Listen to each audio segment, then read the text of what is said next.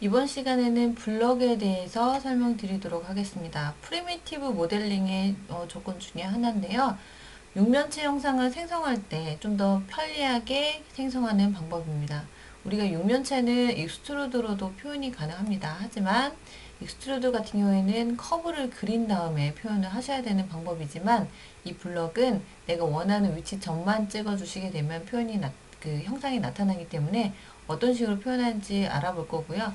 자, 그림처럼 나타내는 방법으로 블럭이 생성이 됩니다.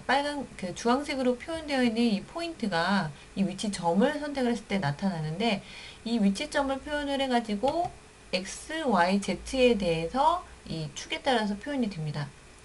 값을 입력하시면은 이와 같은 블럭이 생성이 되는 타입이 하나가 있고요.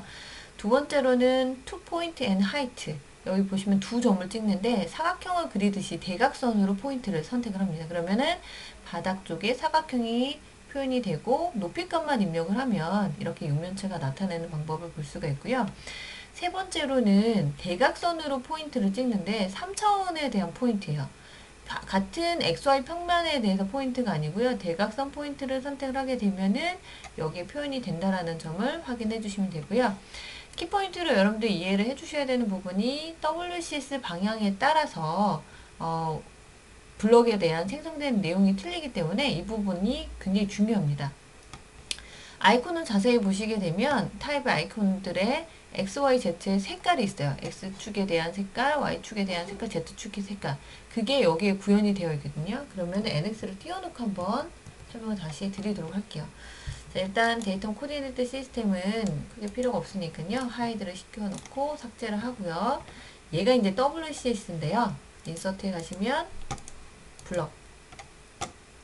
자, 세 가지 타입이 있는데 첫 번째 오리진 앤 엣지 랭스에 대한 부분 보시면은 빨강색, 연두색, 파랑색, 빨강색, 연두색, 파랑색 이렇게 표현이 되어 있어요. 이게 WCS의 색깔에 맞춰져 있는 내용이라고 보시면 되고요. 어플라이 버튼 누를게요. 자, 그럼 여기를 감싸서 100자리에 대한 블럭이 생성이 됐습니다. 자, 그러면 방향을 좀 틀어봐야죠. WCS는 더블 클릭을 해서 클릭을 할 수 있고요. 자, 다시 한번 블럭을 지정합니다.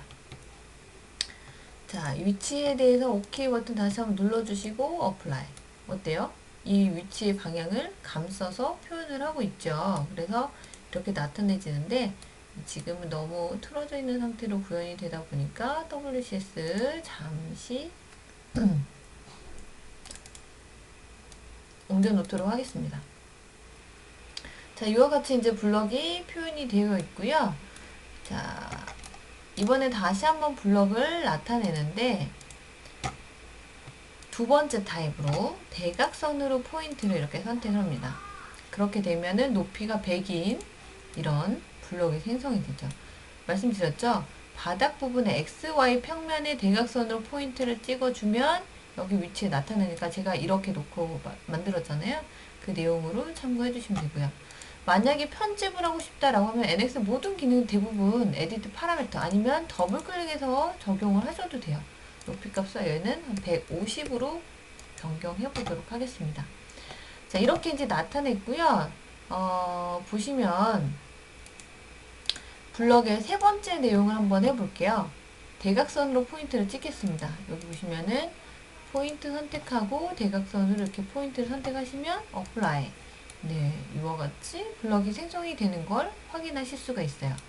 각각에 대한 내용들을 참고해서 우리가 나타낼 수가 있으니까 블럭은 이렇게 표현이 되는데 익스트루드로 그리셔도 상관없습니다. 하지만 우리가 좀 더 쉽게 프리미티브한 모델링을 하고자 한다면 이 블록 사용법에 대해서는 익혀주셔야겠죠. 어렵지도 않으니까 한 번씩 클릭해서 원리를 이해를 하시면서 하시면 조금 더 쉽겠죠. 아이콘만 여러분들 눈여겨서 잘 기억을 해 놓으시면 외우실 필요도 없이 그림만 잘 보신다면 바로바로 사용을 하실 수 있으실 거라고 생각이 들고요. 포인트 위치는 마찬가지예요. 여기에는 포인트를 선택해서 할 수도 있지만 좌표 값을 입력을 해서 나타낼 수 있으니까 절대값이나 WCS 상대값을 이용을 해서 우리가 어떤 위치를 선정을 할 수가 있다는 거. 불련도 마찬가지고요. 자, 여기까지 해가지고 내용 설명을 드렸는데 블럭 아이콘 잘 보시고 WCS 방향 잘 보신 다음에 나타내셔야 된다는 점. 혹시 W키가 없어져가지고 이 방향을 보시고 이해를 하셨다면 안 됩니다. 얘는 절대값에 대한 방향이기 때문에 전혀 틀리기 때문에 여기에는 W키를 눌러놓고 우리의 블럭을 생성을 해주셔야 돼요. 여기까지 블럭 설명 마치도록 할게요.